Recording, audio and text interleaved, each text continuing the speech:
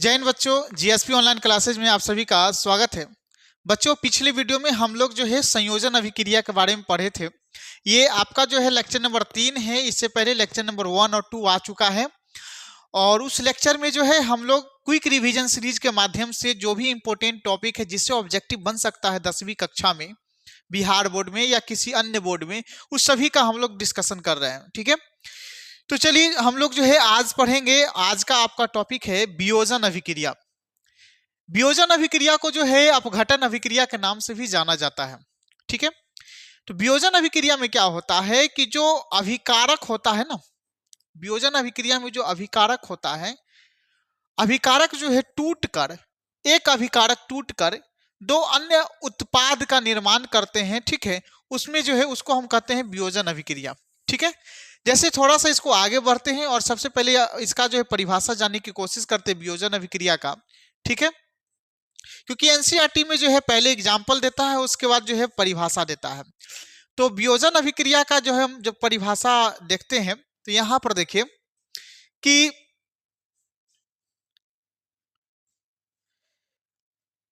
हम वियोजन अभिक्रिया का परिभाषा लिख सकते हैं कैसा, तो वैसा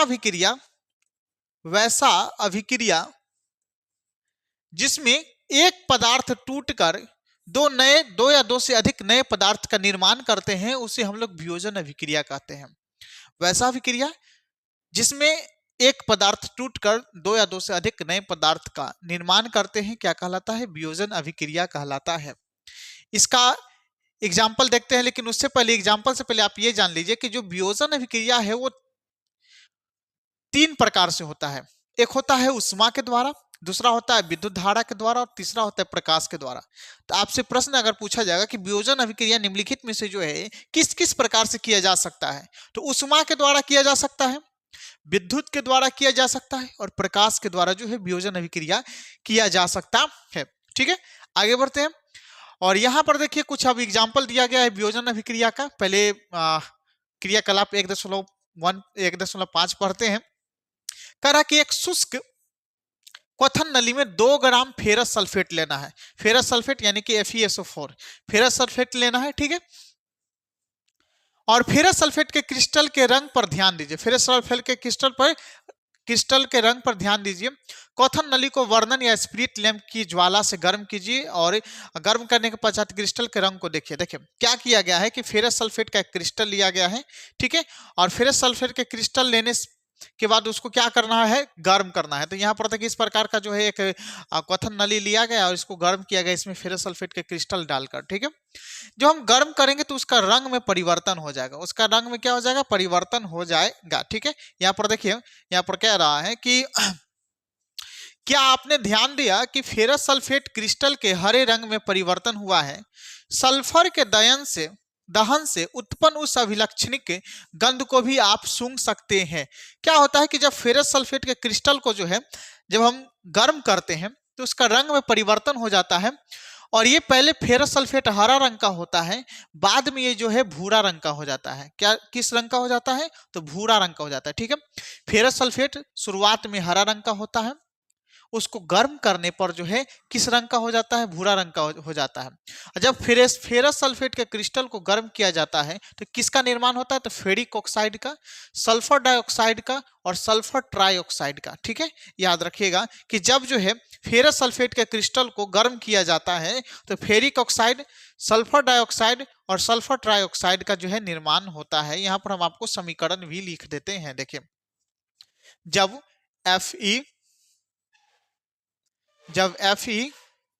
FeSO4 को उष्मा के साथ गर्म किया जाता है, उष्मा दिया जाता है, FeSO4 को जो है उष्मा दिया जाता है तो इसका निर्माण हो जाता है। किसका निर्माण? Fe2O3 का प्लस SO2 प्लस SO3 का निर्माण होता है। ठीक है, जब फेरस सल्फेट के क्रिस्टल को जो है गर्म किया जाता है तो ये हो जाएगा फेरिक ऑक्साइड, ये हो गया आपका फेरिक ऑक्साइड। ठीक है, और जो है ऑक्साइड, और ये है सल्फर डाइऑक्साइड और ये सल्फर ट्राइऑक्साइड, इसका निर्माण होता है। देखिए जो फेरस सल्फेट का क्रिस्टल है ये रहता है हरा रंग का, किस रंग का रहता है? हरा रंग का। और जब इसको गर्म किया जाता है तो ये हो जाता है आपका भूरा रंग का। और यहाँ पर जो है सल्फर का गंध भी निकलता है उस अभिक्रिया में। ठीक है, आगे बढ़ते हैं। आगे क्या बोल रहा है कि आप देख सकते हैं कि इस प्रकार के इस अभिक्रिया में एकल अभिकर्मक टूटकर छोटे छोटे उत्पाद प्रदान करता है। यह वियोजन अभिक्रिया है। जब एक पदार्थ टूटकर दो या दो से अधिक नए उत्पाद का निर्माण करता है, वो क्या कैसे अभिक्रिया है? तो वियोजन अभिक्रिया है। ठीक है, आगे बढ़ते हैं। या अपघटन, वियोजन अभिक्रिया को या अपघटन अभिक्रिया भी कहते हैं। ठीक है, तो आगे है कि गर्म करने पर ferrous sulphate FeSO4 × 7H2O। Ferrous sulphate क्या होता है?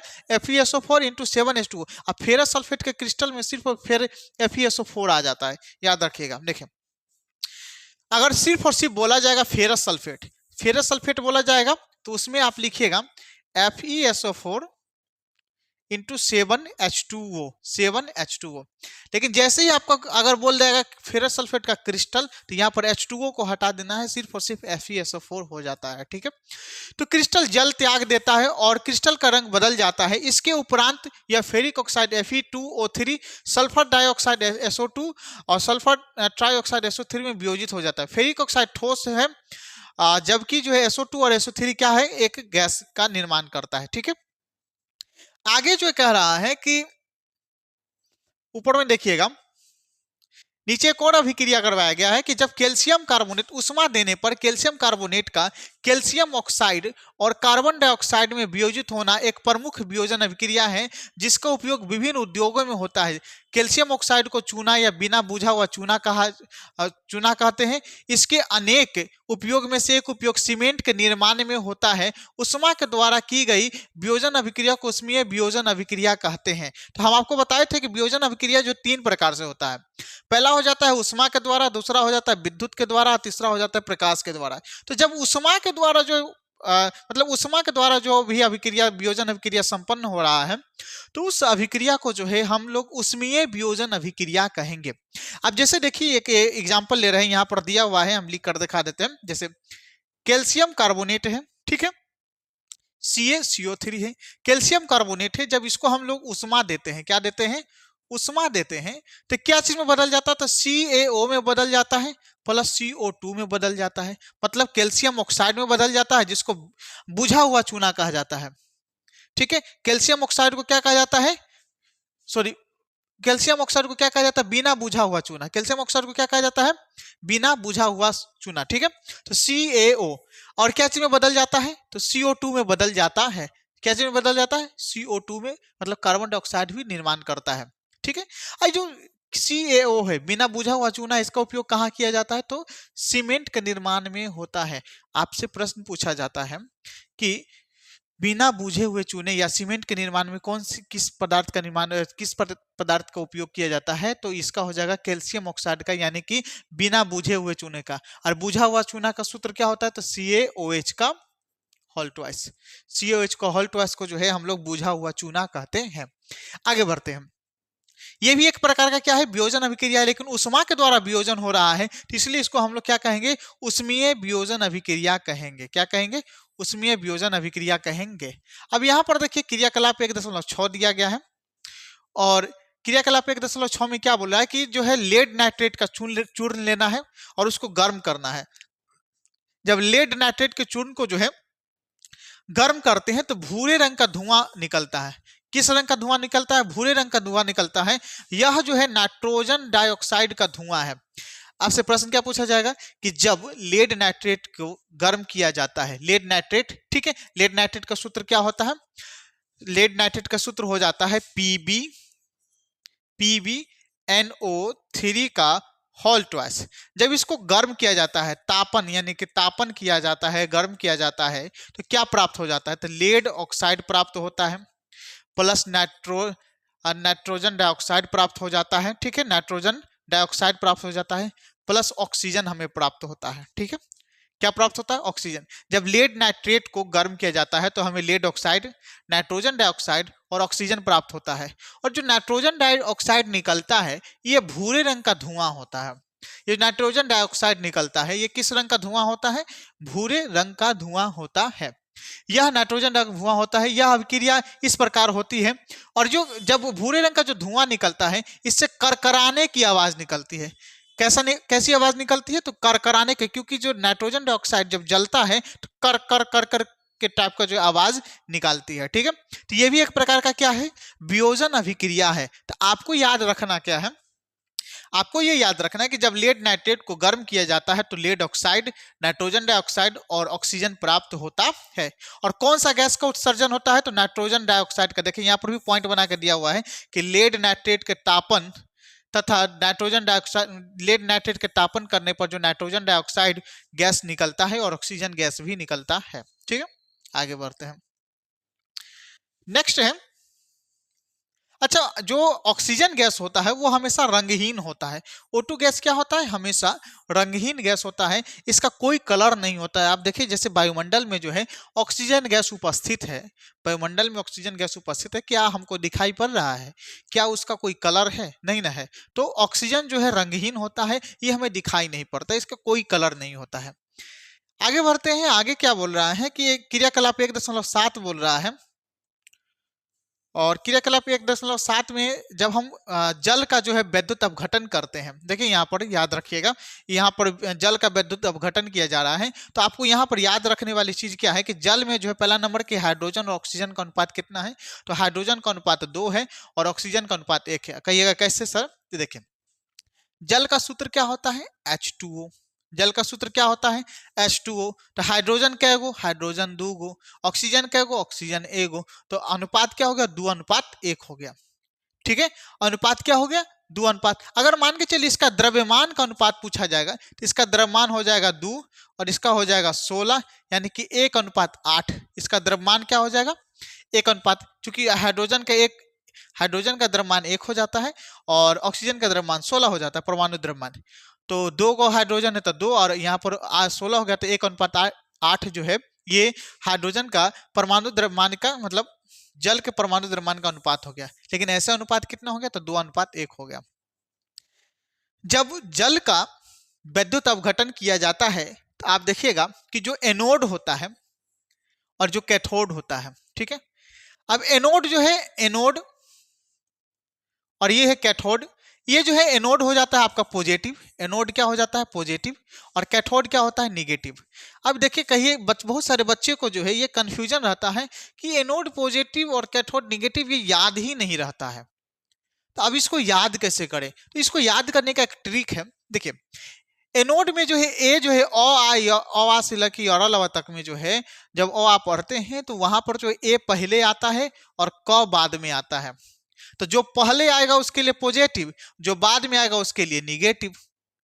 जो पहले आएगा उसके लिए पॉजिटिव और जो बाद में आएगा उसके लिए निगेटिव। तो एनोड ए पहले आएगा तो पॉजिटिव, और कैथोड है के बाद में आएगा तो निगेटिव। ठीक है, अब यहां पर देखिए कि एनोड पॉजिटिव होता है और जो है कैथोड निगेटिव होता है।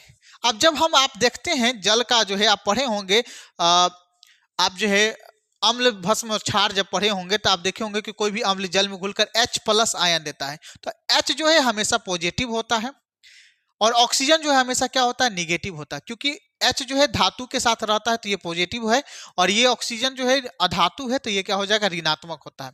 तो जो ऋणात्मक होगा वो धनात्मक की ओर जाएगा और जो धनात्मक होगा वो ऋणात्मक की ओर जाएगा। तो देखिए ये जो है ऑक्सीजन निगेटिव है तो कहाँ जाएगा? एनोड पर, और हाइड्रोजन पॉजिटिव है तो कहाँ जाएगा? कैथोड पर।